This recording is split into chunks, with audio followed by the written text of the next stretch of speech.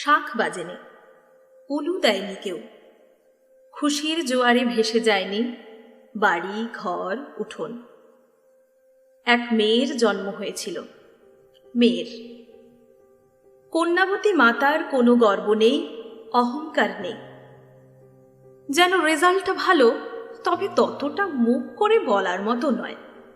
ছেলে জন্মালে যেটা হতে পারত অনায়াসেই।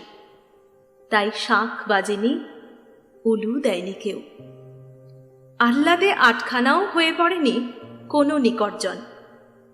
এক মেয়ের জন্ম হয়েছিল, মেয়ের। মেয়ে মানে দুশ্চিন্তার বোঝা, বাবার কপালে ভাঁজ, মায়ের চোখে সদা সর্বদা আতঙ্ক।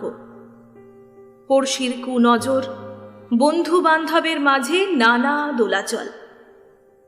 মেয়ে মানে খরচ, কেবল খরচ, আয় নেই। তাই যখন এক মেয়ের জন্ম হলো, হইচই হলো না একটুও। মেয়েদের অন্নপ্রাশন হয় না, হতে নেই, ওটা ছেলেদের হয়। ছেলেরা মামার কোলে বসে পঞ্চ ব্যঞ্জন সামনে রেখে শুরু করে পৃথিবীর প্রাচীনতম যজ্ঞ, আহার।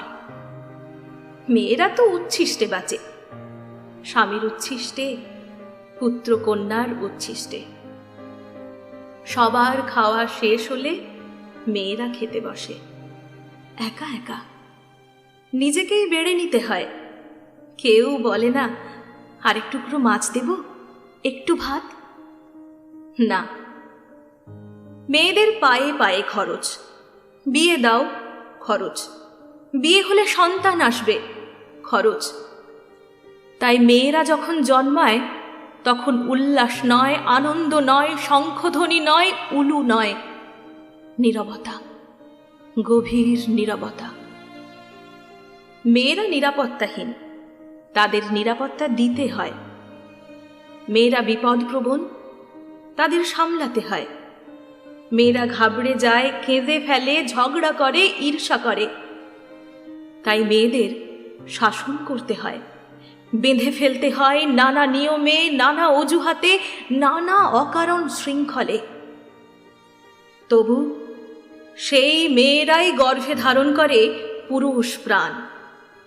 অমন যে পুরুষোত্তম শ্রীকৃষ্ণ, তারও গর্ভধারিণী আর পালনকারিণী দুজন মানুষই মেয়ে। বিদ্যাসাগর থেকে রবি ঠাকুর, লেনিন থেকে ফিদেল কাস্ত্রো, কেউ আকাশ থেকে নেমে আসতে পারেননি। মাতৃগর্ভ থেকেই তাদের আবির্ভাব। তবু মেয়েরা জন্মালে পরিবারে আনন্দ জাগে না। বাবার কপালে ভাঁজ বাড়ে, বাড়তে থাকে। মায়ের বুক কাঁপে, কাঁপতে থাকে। মেয়ে যখন জন্মায়, শাঁখ বাজে না, উলুধ্বনি জাগে না, সরগম হয়ে ওঠে না কোনো ঠিকানায়। যদিও অসুর দলনের লগ্নে সমস্ত পুরুষ দেবতাদের মিলিত শক্তিতে যিনি দুর্গতিনাশিনী দুর্গা হয়ে, দশ প্রহরণধারিণী মা হয়ে ত্রিশূল হস্তে এগিয়ে আসেন দিগন্তে রণদুন্ধুবি বাজিয়ে, তিনিও মেয়েই। কাল্পনিক সেই মহিলার জন্য শরতে শাঁখ বাজে। ঘরে মেয়ে জন্মালে শরতে কি শীতে কোথাও কখনো শাঁখ বাজে না।